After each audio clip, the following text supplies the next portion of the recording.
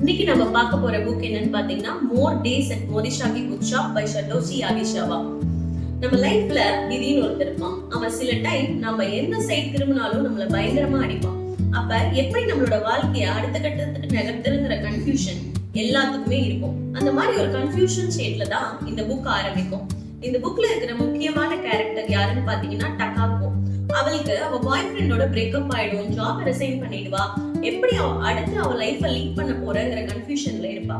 அப்ப அவங்க அங்கிள் வந்து டோக்கியோல old and second handed book shop வச்சிருப்பாரு. அங்க வந்து அவளை இன்வைட் பண்ணுவாரு. அங்க போனதுக்கு அப்புறம், அந்த புக் ஷாப் போனதுக்கு அப்புறம் அவளோட லைஃப் வந்து எப்படி மாறுது, என்னென்ன அற்புதமான விஷயங்கள்ல வந்து அந்த புக் ஷாப் கொடுத்தது அப்படிங்கறத பத்தின புக் தான் இது. இந்த புக்ல இருந்து எனக்கு பிடிச்ச விஷயம் என்ன அப்படின்னு பாத்தீங்கன்னா, லைஃப்ல ஃபர்ஸ்ட் சான்ஸ் நிறைய பேர் மிஸ் பண்ணிருப்போம். ஆனா செகண்ட் சான்ஸ எல்லாருமே கண்டிப்பா யூட்டிலைஸ் பண்ணிக்கணும். யாருக்கெல்லாம் ஒரு ஃபீல் குட் மூவி பார்க்க பிடிக்குதோ அவங்க எல்லாம் இந்த புக்கை வாங்கி கண்டிப்பா ட்ரை பண்ணி பாருங்க.